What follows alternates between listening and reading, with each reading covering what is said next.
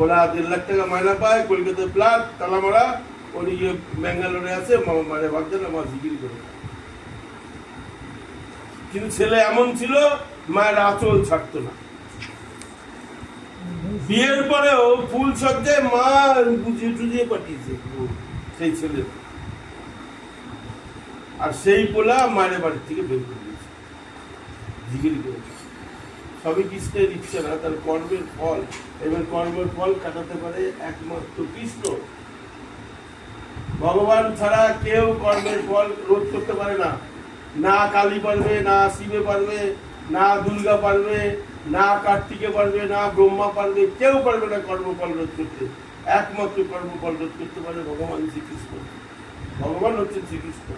তার কাছে আত্মসমর্পণ করো, তার কাছে বলো কায় মনোবাক্যে, সে তোমার কথা শুনবেই শুনবে। ভগবান সবার মঙ্গল কামনাই করে।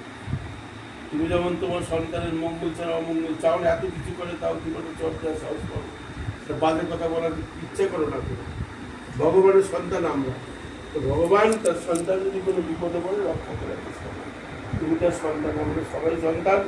ভগবানের কাছে কান্নাকাটি করলে, তার কাছে প্রার্থনা করলে আমরা সুখী হব। তুমি এই জায়গায় 2টা কথা হয় কি করেছো, শোনার জন্য করেছো, আমি তো বুঝতে পারলাম, তাতেও রাগ হয়ে গেছে। কেন তুমি বলো, কি বলছো বুঝলে, ভাবটা এরকম। ওই জন্য কি বললাম আমি আগে, ওই যে রত্নার উঠেছি, কোনো বাচ্চা কাচ্চার সামনে তার খারাপ করতে না, কোনো বাচ্চা কাচ্চার সামনে তার খারাপ, মানুষের সামনে ওইরকমই করে, ওরে এটা করাকে হলে না, এইসব কথা মানুষের সামনে কইতে না। এবার ও অলরেডি বুঝে গেছে যে তুমি আমার কাছে কিছু করছো, বুঝে গেছে। এটা কিন্তু প্রথম রাগ, ওর ক্রোধ এই হয় সবার, বুঝে গেছে।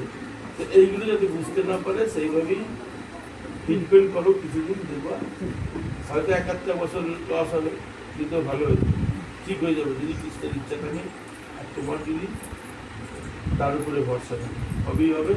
সেই পর্যন্ত আমার আলোচনা শেষ। এবার পরশু দিন ওই স্মৃতির বাড়িতে আছে, সবার নিমন্ত্রণ করছি কিন্তু সবাই।